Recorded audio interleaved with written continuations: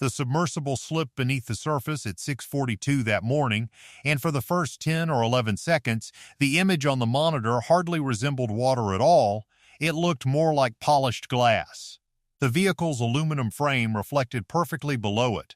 Ropes trailed downward like dark strands, and bright sunlight streamed through in wide golden beams that seemed to stretch endlessly into the depths. That's the remarkable clarity Lake Tahoe is famous for.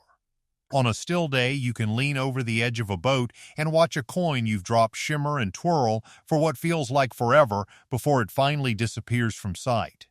And that morning, as the submersible continued descending, everyone gathered around the control monitor on deck fell silent, because they all knew exactly where it was headed, down beyond the limits any diver could safely reach, toward a lakebed that, according to more than a century of stories, either wasn't there at all or was filled with the dead. That's what makes this lake so fascinating. It's burdened by two legends even heavier than the water itself.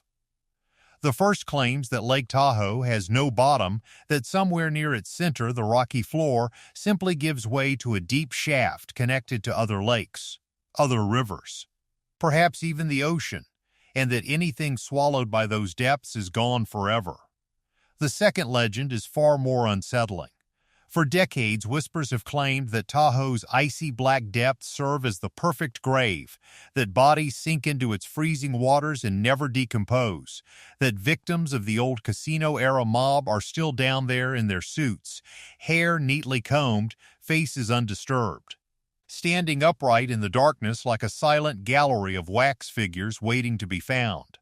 And the most famous version of that tale, the one told around campfires, at dock bars, across 1,000 internet threads, features a legendary diver surfacing from the deepest part of this exact lake, pale and rattled, refusing to say what he'd seen, only that the world wasn't ready for it. For 100 years, nobody could confirm or deny any of it. The lake held on to its secret the way it holds on to everything, cold, silent, and completely out of reach. But that was about to change, because for the first time, machines were being sent all the way to the bottom and the cameras were running. What they captured really did change everything exed, just not in the way the legends had promised. Let's start with what this lake actually is, because the reality is even more jaw-dropping than the folklore, and it explains exactly why those stories ever caught on in the first place. Lake Tahoe sits high in the Sierra Nevada, straddling the line between California and Nevada. Tucked into a basin shaped by fault lines and smoothed by ancient glaciers. From the shoreline, it looks almost peaceful, a wide blue mirror ringed by pine trees and granite, with ski runs climbing the mountains behind the beaches. But that calm surface hides just how massive this thing really is underneath. Tahoe ranks among the deepest lakes on the entire continent. At its deepest known point, the lakebed sits roughly 1,645 feet below the surface. Say that number out loud, and it still doesn't quite sink in, so try picturing it differently. The Empire State Building, measured from the sidewalk to the very tip of its antenna, stands about 1,454 feet tall. Drop the whole building into Tahoe's deepest point, and the top of it would still be sitting nearly 200 feet underwater. You could stand someone on its roof and they'd never break the surface. Or take the Eiffel Tower, 1,000 feet of iron lattice towering over Paris. Sink it into Tahoe and it wouldn't even reach 2/3 of the way down. There's simply that much water here, somewhere around 39 trillion gallons. Enough to blanket the entire state of California more than a foot deep. This isn't a lake the way a summer pond is a lake. It's closer to a small, cold, freshwater sea, complete with its own weather patterns, its own currents, and its own crushing pressure lurking in the dark below. And it's that darkness below that matters. Because as the survey vehicle kept sinking through those golden shafts of light, something started happening on the monitor that would unsettle anyone used to swimming in a warm ocean. The gold faded, the blue deepened, and the temperature reading on the side of the screen, which had started out at a pleasant 60-something degrees near the summer surface, began dropping. Then it stopped dropping and just held steady. This is the part of Tahoe that gave rise to the legends, and it's completely real. Near the surface, the lake warms up in summer and cools down in winter, acting like water anywhere else does. But there's a boundary somewhere below 300 feet, and past that point, the seasons might as well not exist. Below that line, the water sits at nearly the same temperature all year round, hovering just above 39 degrees Fahrenheit, the exact point where fresh water is at its densest and heaviest, which is why it sinks and stays put. It doesn't warm up in July. It doesn't freeze in January. It just holds, locked in permanent, motionless cold and permanent total darkness. Past about 700 feet, sunlight disappears entirely. Not dim, just gone. A camera down there sees absolutely nothing until it switches on its own lights, and even then, the beam only cuts a narrow tunnel of visibility through an ink-black void that stretches endlessly in every direction. And here's why the preserved body story sounds so believable once you understand the physics behind it. In warm, oxygen-rich, bacteria-heavy water, things break down fast. Wood rots, metal rusts, a body decomposes within days. But in cold like this, near freezing, still, and starved of oxygen, that entire process practically grinds to a halt. Bacteria that need warmth and air can barely survive down there. Decomposition doesn't stop altogether, but it stretches out over timelines that stop making intuitive sense. So the idea took hold that anything sinking into Tahoe's deep cold simply doesn't decay the normal way. That a shoe, a boat, even a body could sit on that black floor for decades, maybe centuries, looking almost exactly the way it did the day the water swallowed it. It's a chilling thought, and it's rooted in just enough real science to be hard to dismiss outright. So the storytellers ran with it. They took the genuine depth, the genuine cold, the genuine preservation, and built an entire mythology on top of it, one full of standing corpses, untouched suits, and a diver too terrified to speak. For generations, nobody could go down and check for themselves.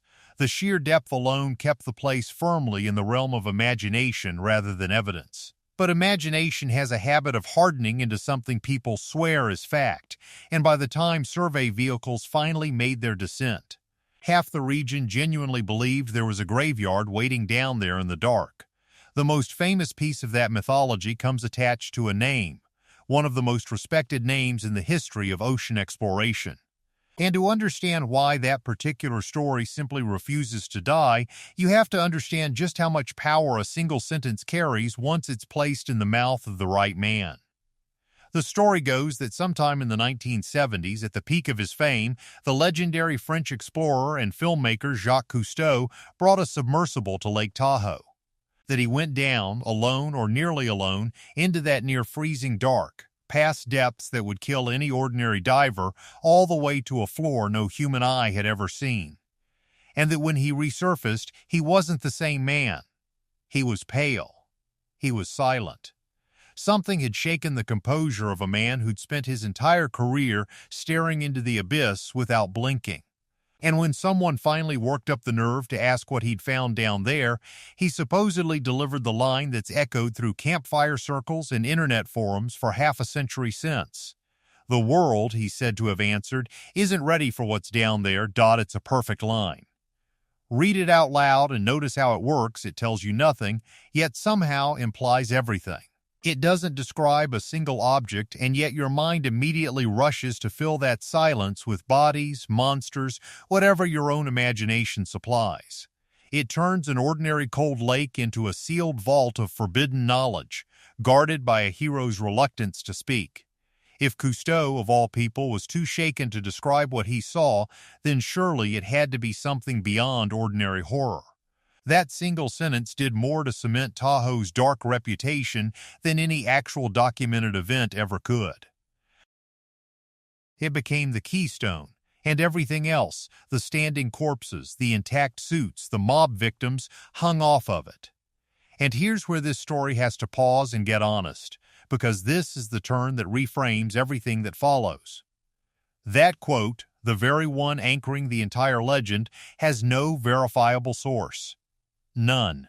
Go looking for where Cousteau actually said it. a recording, a transcript, an interview, a dated printed page, and you come up completely empty. It's always attributed, never sourced. It drifts from one telling to the next, growing more dramatic each time, yet nobody can point to the actual moment it left his lips.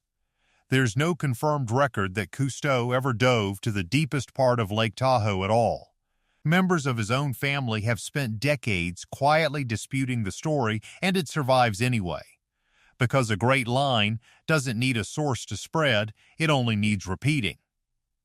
That matters. And it matters a lot, because it says something about the whole mythology. The single most famous piece of evidence for horror at the bottom of Tahoe is a sentence that may never have actually been spoken by the man credited with saying it. Pull that keystone out, and suddenly everything else hanging from it deserves a fresh, skeptical look. Not because the lake isn't deep, it is. Not because the cold doesn't preserve things, it does. But because the leap from cold, deep, preservative water to a standing army of the dead was never backed by evidence. It was built by storytelling. And once you see that clearly, you start wanting the one thing the storytellers never had. You start wanting to actually look. For most of the lake's history, that was simply impossible. And understanding exactly why makes this survey feel like such a turning point. Because the same conditions that fed the legend are the exact conditions that keep human beings out. Deep diving anywhere carries risk. Deep diving here is a special category of dangerous, and it stacks its hazards in ways that catch even experienced divers off guard.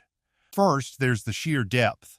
The floor of the deepest basin sits well past 1,000 feet, and recreational scuba diving turns deadly long before you get anywhere near that. Most divers have no business going past 130 feet, where nitrogen starts acting on the brain almost like a slow-working anesthetic. Push deeper, and the pressure crushes in. The gases in your bloodstream turn dangerous. And every extra foot down multiplies the time and precision needed to make it back up alive. Then there's the cold. That near-freezing water beneath the boundary layer doesn't just chill you, it strips heat from a human body with brutal efficiency, and even inside a sealed dry suit, time spent in that dark becomes a countdown. And layered on top of both of those, there's a factor most people never even consider: altitude. Lake Tahoe sits more than 6,000 feet above sea level. The air up there is thinner, and the physics of pressure and gas that every dive table is built around shift accordingly. A dive that would be routine down at the coast becomes a much narrower margin for error up in the mountains, where the surface itself already sits high. Depth, cold, and altitude all braided together, this is a place practically engineered to keep the living out and its floor hidden from view. So, for generations, the bottom of Tahoe stayed exactly where the myth wanted it. Locked in imagination, out of reach, impossible to disprove.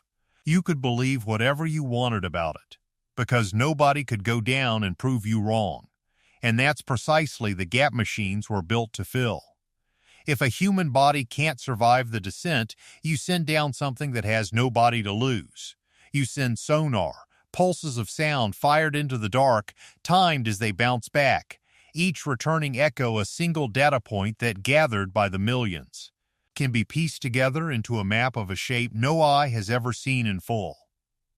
And you send remotely operated vehicles, tethered robots trailing cables back to a boat on the surface, hauling lights and cameras and instruments down into the cold on your behalf, streaming everything they see back up the line to a bank of glowing monitors where people sit warm and dry and simply watch. That's the quiet revolution at the center of this whole story. Not a brave diver, not a submersible carrying some shaken explorer, a methodical, patient, unglamorous sweep, a survey running grid lines back and forth across the entire basin the way a farmer plows a field. Mapping every foot of a floor the legends insisted couldn't be mapped because it supposedly didn't exist. The team running it wasn't hunting for corpses. They were doing science, charting the shape of the basin, studying its slopes and sediment, understanding the lake as a living system. But whether they meant to or not, the moment those pulses started bouncing back as clean, measurable echoes off a solid bottom, they'd already begun dismantling the oldest myth of all.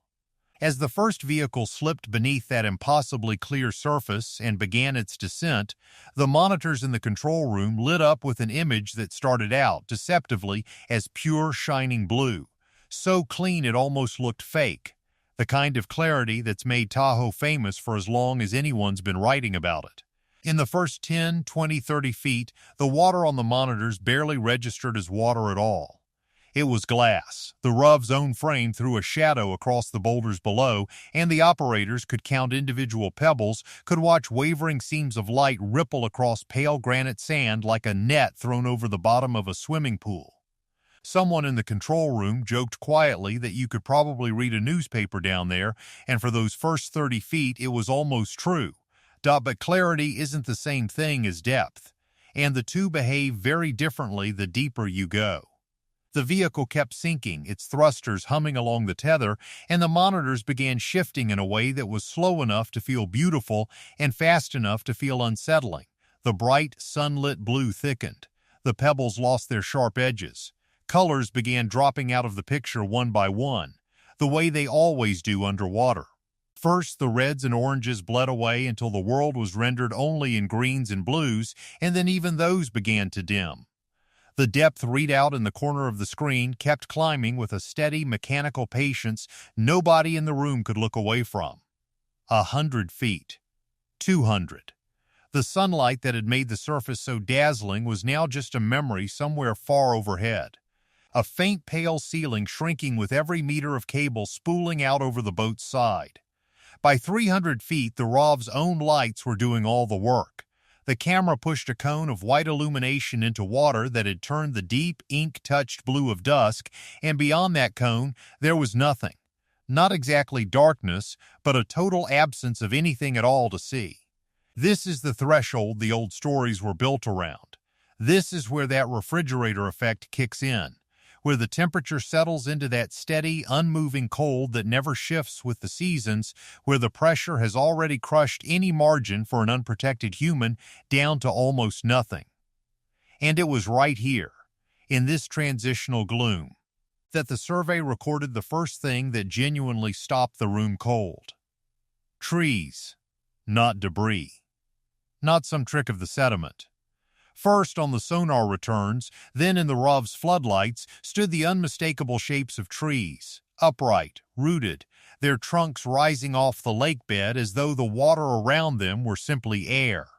Some had lost their branches to the passing centuries, others still held ghostly, skeletal limbs reaching up into the black.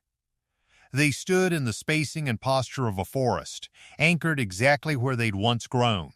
300 feet below a surface that boats cross on any given summer afternoon. For a moment, the room went silent.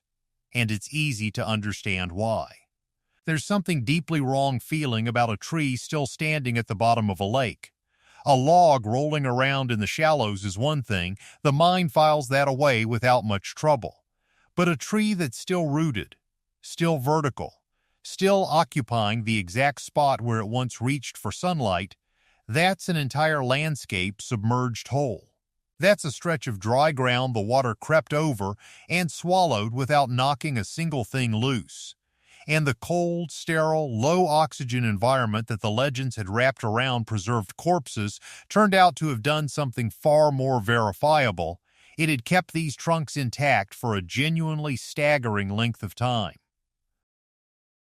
When samples were eventually dated, the results came back in the range of thousands of years, 6,000 by some estimates. Wood that had been sitting underwater since before the pyramids were built. And that raised a question the survey could measure but couldn't fully answer, one that hangs over the entire basin once you know those trees are down there. A tree can't grow underwater. For those trees to have grown at all, Tahoe's surface must once have sat hundreds of feet lower than it does now. Low enough that this stretch of ground was open forest, breathing air, catching mountain light. Which means at some point the lake's level rose, and rose enormously by a margin that would swallow a modern skyline. The unsettling part isn't that the water rose, lakes rise all the time. The unsettling part is how gently it must have happened. A violent flood, a wall of water, some sudden catastrophic surge that snaps trees, rips them out, lays them flat, and drags them into tangled piles. It doesn't leave a forest standing at attention. Whatever raised Tahoe's water over those trees did it slowly enough, or strangely enough, that the forest simply stopped living and stayed exactly where it stood, a drowned woodland holding its formation in the dark. The survey could prove it happened.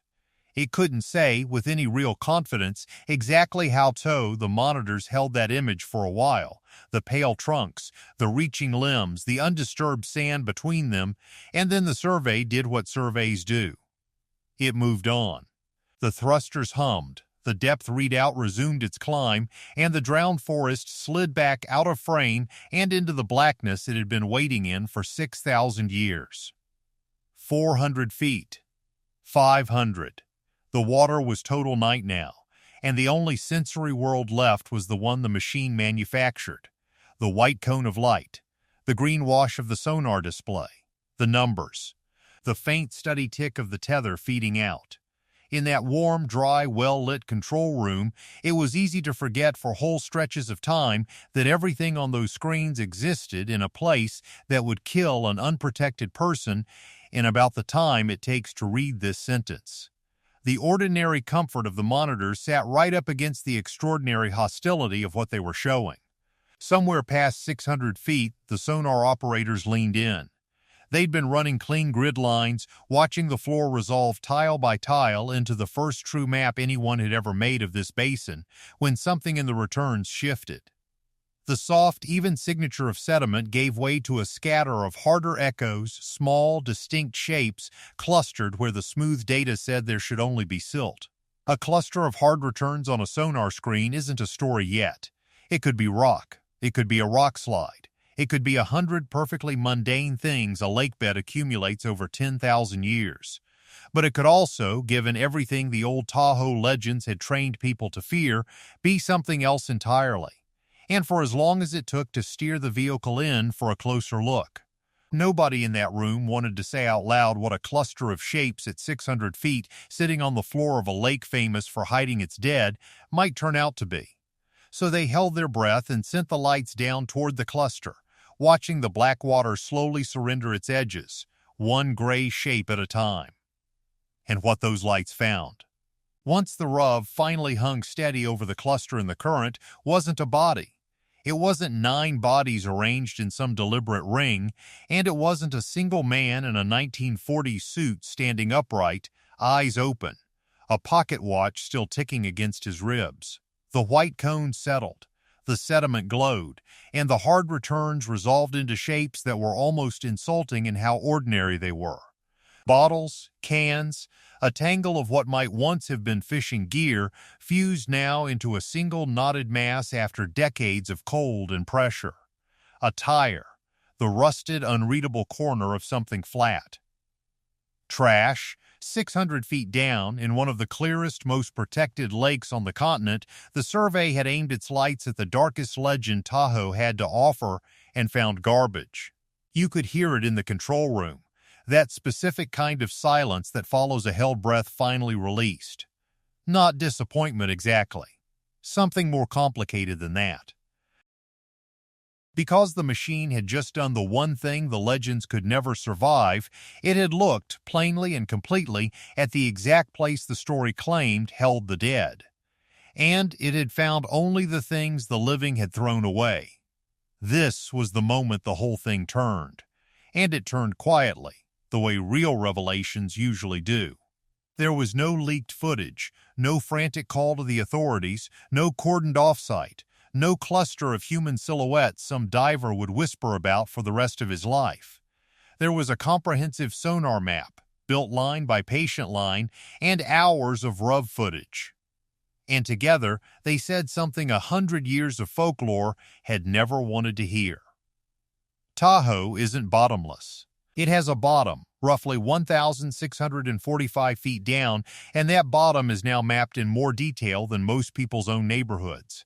And that bottom doesn't hold a field of perfectly preserved corpses floating upright in the cold. The refrigerator effect is real. The water down there truly is dark, frigid, and hostile to decay. But the Cathedral of the Dead that legend built inside it simply wasn't there. The cameras looked everywhere a body was supposed to be and found the lakebed instead. And here's the thing about the man in the suit. The 9 figures, the corpse with the ticking watch, and Cousteau surfacing pale and shaken with a warning he could never bring himself to share. When you actually try to trace those stories back to their source, the trail evaporates before you reach solid ground. That famous line, "The world isn't ready for what's down there," has no verified origin, no recording, no interview, no page anyone can actually point to. The family most closely tied to that legendary diver has spent decades insisting it never happened, that he never descended into Tahoe's deepest dark and came back haunted, that the quote is a ghost with no body of its own. The legend, as it turns out, is exactly like the corpses it describes. Everyone knows someone who saw it, and nobody can produce it. But the survey did find something, and that's the part that lands harder than any monster ever could, because it's true. And because it's ours. Across the map floor of Lake Tahoe, through the shallows, out into the deep blue, down into the cold black, the cameras recorded litter. Not a stray curiosity, not one lonely bottle, but a startling, accumulating scatter of human debris, glass, aluminum, plastic, and sunken junk. Decades of it resting on the sediment of a lake people drive hundreds of miles just to stand beside and call pristine. The very cold and stillness the legends promised would preserve bodies had instead preserved our garbage. Holding it intact and perfectly legible on the floor of one of the most beautiful lakes in North America. That's the truth the machines hauled up the tether.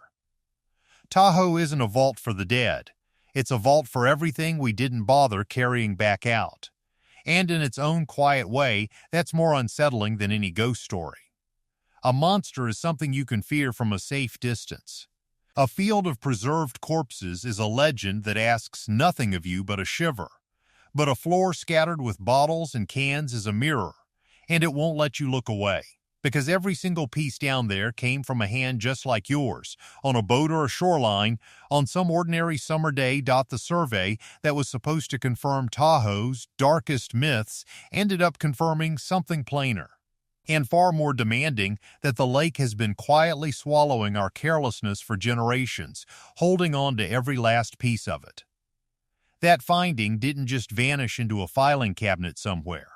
It became the reason for the work that followed, the push to guide cleanup efforts, to send divers and machines back down, not to search for the dead, but to haul up whatever the living had left behind. Bottle by bottle, tire by tire, from a floor that, for the first time, someone could actually see. The myths dissolved, but the responsibility they'd been hiding behind never did. So the old questions can finally rest. The lake isn't bottomless, it has a measured floor. It's not a graveyard of standing corpses, it's a graveyard of our litter. The Cousteau warning was never actually spoken by the man it's pinned to.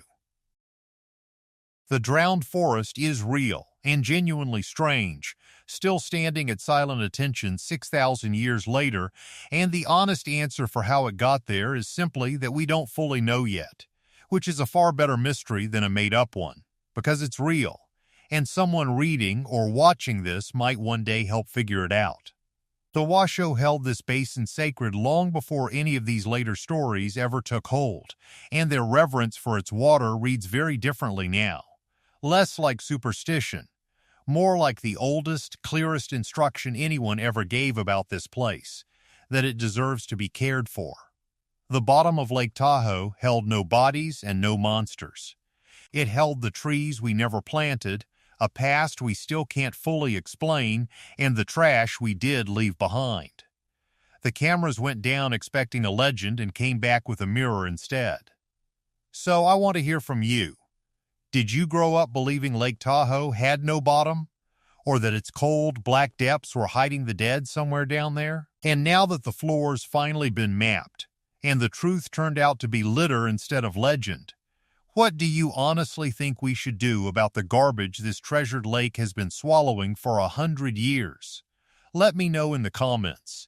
And if you want to keep exploring the places no diver can ever reach, subscribe, because there's always a deeper floor to look at next.